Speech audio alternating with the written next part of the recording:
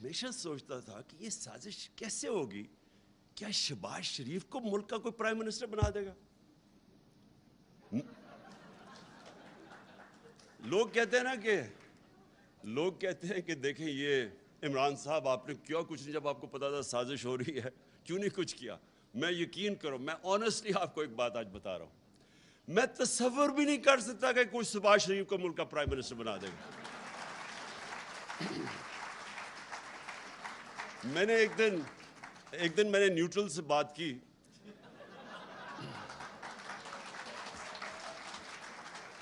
میں نے کہا اس کے اوپر 16 ارب روپے کے ایف آئی اے کا کیس ہے، 8 ارب روپے کا نیب میں کیس ہے اس کے اور اس کے بیٹوں کے اوپر، اور اتنے اوپن اینڈ شٹ کیس کسی کے نہیں ہیں، کسی کے ایسے کیس نہیں ہیں۔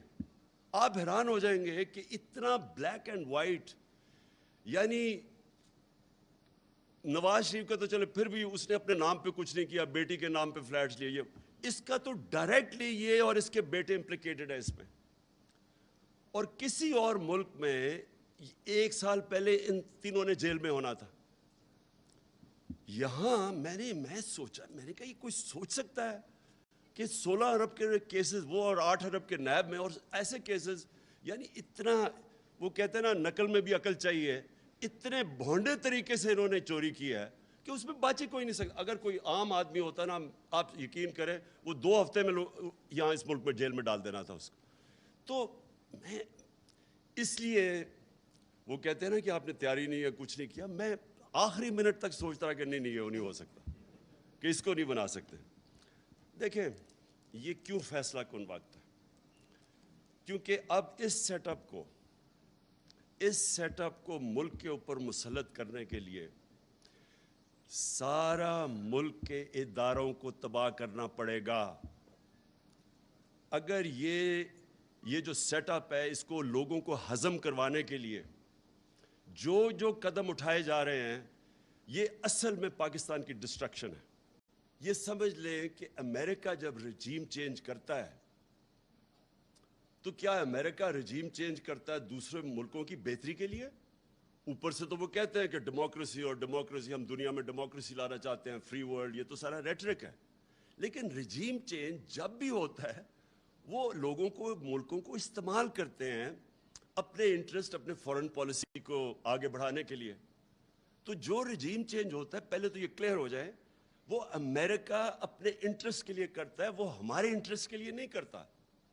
دیکھیں میں کبھی اپنے آپ کو اینٹی امریکن نہیں سمجھتا، ہماری بڑی زبردست پاکستانی امریکن کمیونٹی ہے جو سب سے امیر پاکستانی ڈائسپرا ہے، ہمیں تو کبھی ان سے تعلقات خراب نہیں کرنے چاہیے۔ ہمارے جو امریکہ سپر پاور، ایکسپورٹس ہماری سب سے زیادہ امریکہ ہے، ہمیں کسی صورت تعلقات نہیں خراب کرنے چاہیے۔ لیکن کیا ہمیں اپنے آپ کو اس طرح ٹیشو پیپر کی طرح استعمال ہونا چاہیے؟ اب ان کا ایجنڈا کیا ہے؟ ان کا ایجنڈا بڑا سیدھا ہے، اسرائیل کو ریکگنائز کرو، ہندوستان کو ایکسیپٹ کرو کہ یہاں لوکل تھانے دار ہے ہمارا، ان کو اپنی کشمیر کو بھول جاؤ، کیونکہ وہ چاہتے ہیں کہ ہندوستان تکڑا ہو اور تاکہ وہ چائنا کو فیس کرے، تو ہمیں وہ چاہتے ہیں کہ ہم بڑے آرام سے جو ہندوستان کا ہے اس کو سلوٹ کرو۔ اب کویسچن یہ ہے کہ کیا یہ پاکستان کا انٹرسٹ ہے؟ جس وقت آپ اسرائیل کو ریکگنائز کرتے ہیں، آپ یاد رکھیں کہ آپ کا جتنا کشمیر کا موقف ہے اسی دن زیرو ہو جاتا ہے۔ ملک کی اخلاقیات کے اوپر جو ظلم کیا ہے ان چوروں کو اوپر بٹھا کے، اور ان چوروں کو اپنی چوری بچانے کے لیے، اب این آر او لینے کے لیے، اب یہ جو کریں گے ملک کے ساتھ، میں آپ کو یقین دلاتا ہوں پاکستان کو کسی بیرونی دشمن کی ضرورت نہیں ہے۔ یہ وہ کام کر دیں گے جو کوئی دشمن نہیں کر سکتا، یہ اندر سے ملک کو تباہ کریں گے۔ اور آپ کے سامنے ہے کہ چلتی ہوئی، ابھی شوکت طرین نے آپ کو فگرز دکھا دی کہ ہر چیز پازیٹیو تھی پاکستان کی، انڈسٹریل گروتھ پازیٹیو تھی، ایگریکلچر، وہ بھی جمشید چیبہ نے نہیں بتایا، وہ بتانا تھا کہ ایگریکلچر گروتھ اوپر جا رہی تھی، ہر indicator, services industry, I T کے اندر ہم نے چینجز لے کے آئے تھے۔ پاکستان کی ایکسپورٹ جو اصل چیز ہے جس سے ملک اوپر جاتا ہے، ایکسپورٹس اوپر جا رہی تھی، اوورسیز پاکستانی نے کانفیڈنس تھا پاکستان میں، ریمیٹنسز ریکارڈ بھیج رہے تھے۔ اور وہ ٹائم جو کہ سب سے مشکل ٹائم تھا، پہلے بینکرپٹ اکانومی، اس کو سٹیبلائز کرنا، پھر کرونا آ گیا، پھر کموڈٹی سپر سائیکل آ گیا, اس سارے میں سے نیویگیٹ کر کے ملک کو نکال رہے تھے.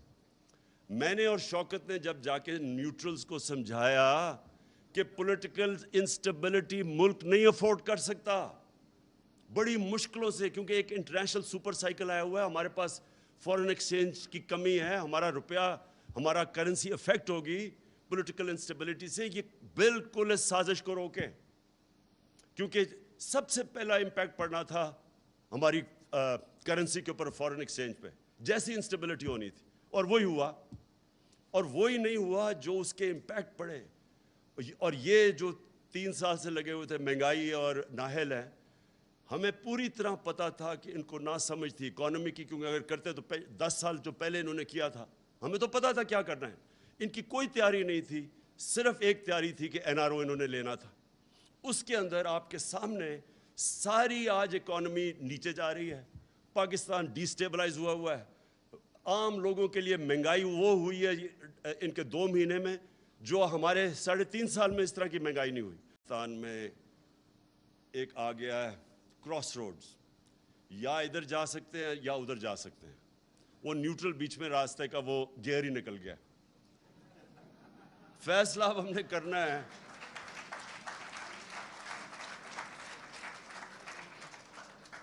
فیصلہ کرنا ہے کہ اب اس ملک کو یہ جس طرف لے کے جا رہے ہیں اس سے بچانا کیسے ہے.